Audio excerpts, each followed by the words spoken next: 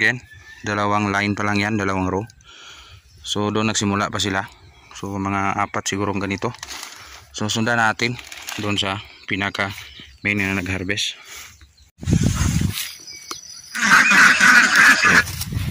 Dali lang. Napakasimple.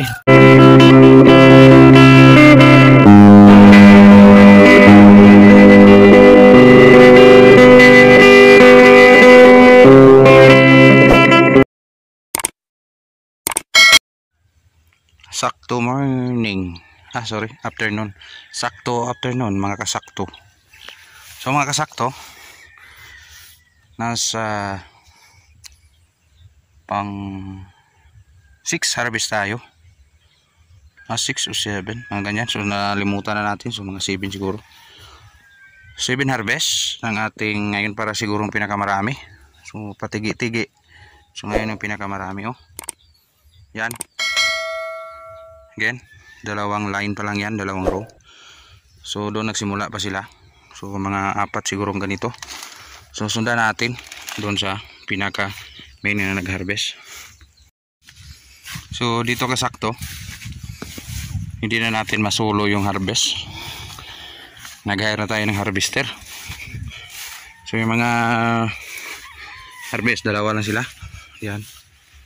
So dyan at doon yung nag-harvest. So again, sa line na ito, sa likod ng may nag-harvest niyan is Baguio beans na yan. Dito is yung sitaw. So sa pag-harvest ng sitaw, sa pang-anim na harvest, 6 na ba, no? So 6 na harvest, so kasagsagang same pa rin yung ating quality. So at least hindi na tumatanda, pero yung nag-harvest is tumatanda. So sa ganitong quality guys, green pa rin yung ating sitaw. So may iba, so medyo over kasi na late ng isang araw yung harvest. So ito, so yung ating quality still gumaganda, at yung talbos at yung vines niya or yung vines niya siyempre is paganda ng paganda. So big expectation, unexpected na paglabas ng mga bunga at yung ating sitaw hindi agad-agad malalanta. It's because bagong harvest at yung area ng market, yung market area dito is napaka malapit lang. So si buyer susundo nito doon sa market, kasi kung magandang presyuhan susundo sila. Pag mura-mura naman, so tayo naman yung nagdi-deliver. So tingnan yung mga next harvest, oh. So marami talaga. So napaka ganda pag ganito yung bigay na bunga ng ating sitaw. So yan, oh. So sa sitaw na ito, yung edad again 63 days old. So sa 3 days after transplant, oh. Tayo ang raming ma-harvest ngayon. Estimated kilos nito nasa 40 to 50 yung pinaka babang estimate. Pero kung aabot dyan, susobra pa kasi continue pa yung harvest nila at yung ating pag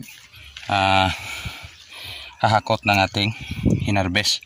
So dito aton palitan tayo kasi mag-harvest din kasabay din natin yung lettuce. So yung lettuce iceberg, so yung lettuce ball o lettuce iceberg kasabay din natin harvest. Dalhin ko kayo doon. Start, ito pala 2 row yung natapos, ito na yung nakuha nila. So yan, so possibly noon 3 harvestan ganyan lang makuha, pero ngayon 2 row lang nakakuha na ng ganyan. So sana matapos-tapos to, makatarget ng 40 kilos. Ganda ng blessings kung ganun yung bigay.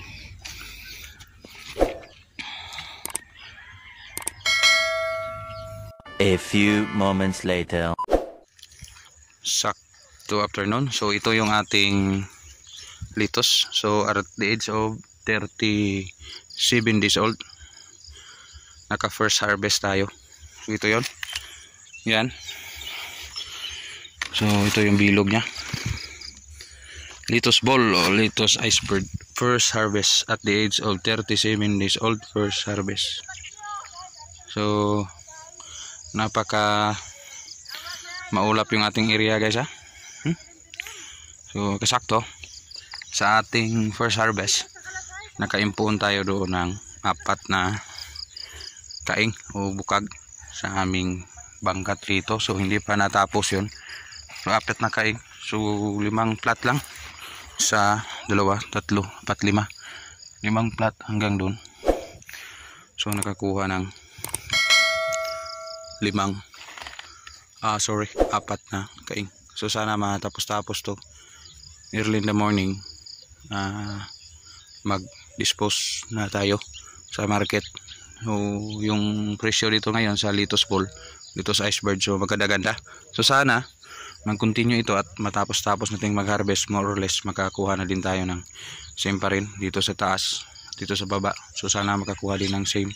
So palagay ko dyan is baba-baba kasi yung linya niya, yung row niya is konti na lang. So more or less nasa half na tayo or naka 3/4. So mga niya half o ganyan. So God's blessing, meron tayong ganyan na harvest. So yan lang muna, kuting update dito sa ating area in Sakto Farm, Canlaon City, near Sunjal. Still magpasalamat sa subscriber at bagong kapanood. Litos ball harvest at the age of 37 days old, first harvest.